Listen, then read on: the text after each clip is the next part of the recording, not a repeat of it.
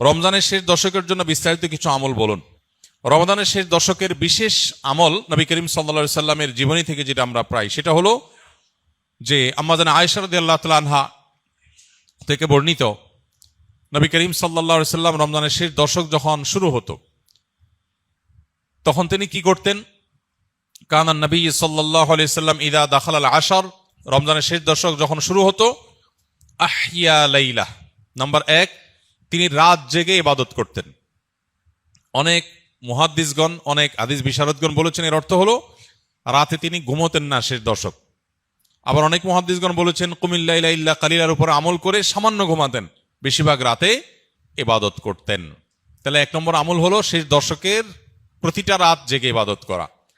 Number 2, ওয়াইকাযা আহলাহ, নফল আমলের জন্য অন্য কোনো সময় পরিবারকে ডেকে তুলতেন না, কিন্তু রমজানের শেষ দশক পরিবারকে ঘুম থেকে ডেকে তুলতেন ইবাদতের জন্য।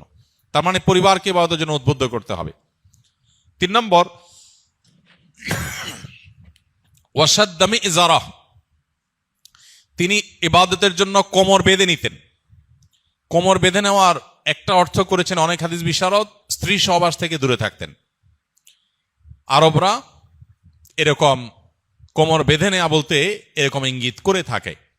আবার অনেক মুহাদ্দিসগণ এর ব্যাখ্যা করেছেন যে কোমর বেঁধে নেওয়া মানে আমরা যেরকম বলি কোমর বেঁধে ইবাদত করা, কোমর বেঁধে নেমে যাওয়া কোনো কাজে, তার মানে সর্বোচ্চ মেহনত এবং পরিশ্রম সাধনা করতেন ইবাদতের জন্য।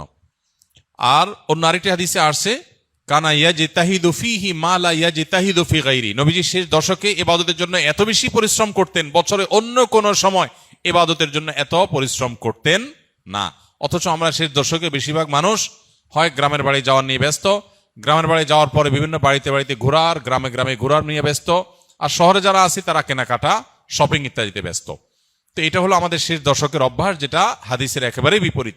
শেষ দশক হওয়া উচিত প্রথম দশক, দ্বিতীয় দশকের চাইতে বেশি ইবাদতে বেশি মনোযোগী হওয়া উচিত আমাদের শেষ দশক।